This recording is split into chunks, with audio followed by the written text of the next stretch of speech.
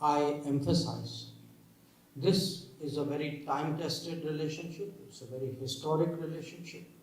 It is a relationship that goes back to the time when Mozambique was fighting for its freedom. And over many decades, our leaders, our people, our societies, we have shared a lot, we have bonded very deeply, and even today as we pursue our developmental path, there is a lot that we can do for each other and there is a lot that we are doing for each other. Now, there are very different ways by which I can describe this relationship. To me, as someone from the world of politics and diplomacy, it is this strong sense of solidarity between us that is really for me the defining characteristic. But I can also put it in economic terms. This is a relationship where we do an annual trade turnover of $4 billion, where Indian companies have invested $11 billion,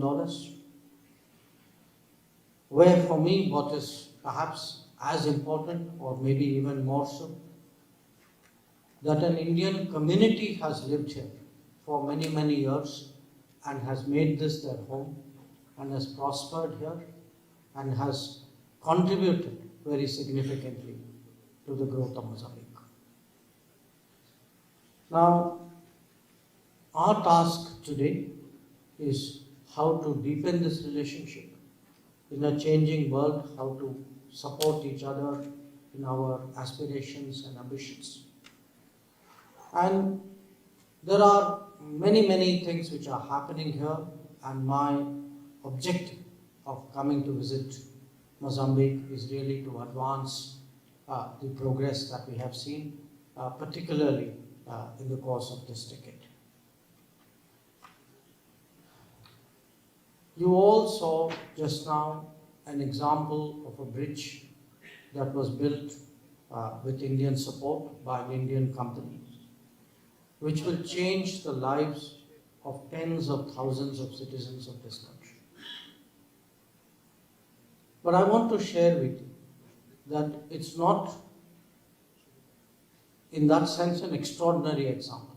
There are many other areas where there is actually a lot going on between us. And if I were to look at what has changed over the last decade, there are water supply projects where through building bore wells and distributing hand pumps, we have made water available to a lot of people. There is the railways, and today I had the pleasure of riding on a train made in India along with the transport minister. And I also learned a little bit about trains in the process, that if you have a train, the manner in which it was made, it is so much easier for it to go up and down. And I heard from the transport ministry how much of a difference it has made to the thinking of people about using railways in this country. And it is a very natural experience to share for a country which for many, many years has had the largest railways in the world. Not just the largest railways in the world, but which in the last 10 years particularly has seen a tremendous growth in the development of railways. Now, I mention this because in many ways, though we are located in different continents, there is much that we share, but there are aspects where we each are quite unique. But the challenges of development and challenges of life that we share are very, very similar at times. Transporting people, making it accessible, affordable. That is one example.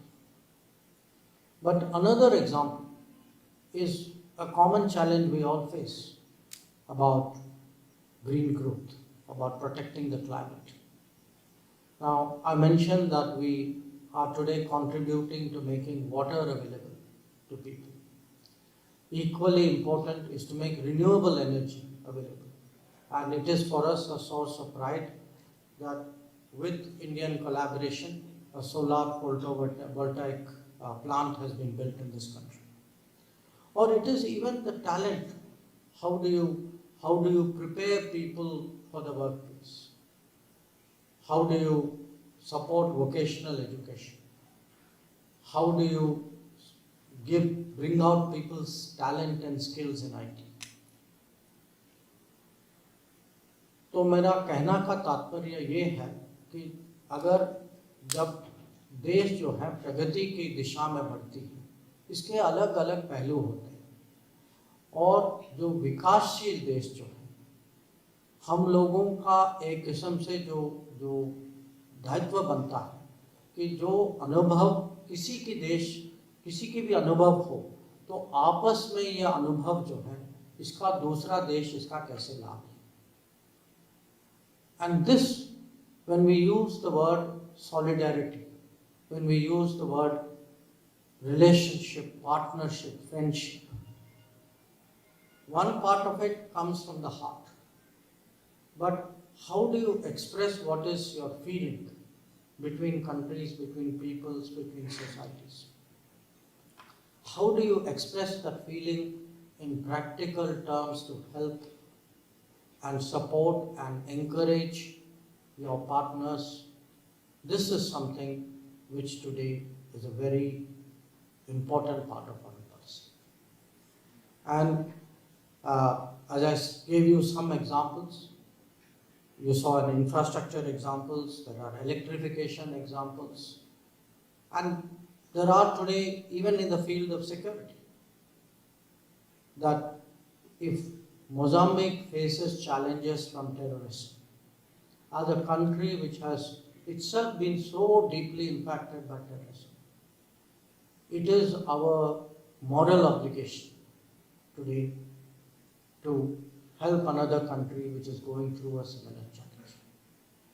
So often when people talk about foreign policy, when they consider diplomacy, it looks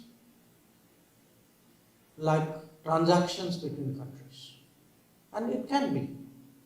But I would say particularly for countries of the global south, for developing countries, for those who have in the past shared the pain of losing their independence, who have recovered it and who are today rebuilding their country and their lives. There is, I think, a deeper goal and a warmer sentiment, a stronger sentiment today that is driving us, and that is very visible today between India and Mozambique.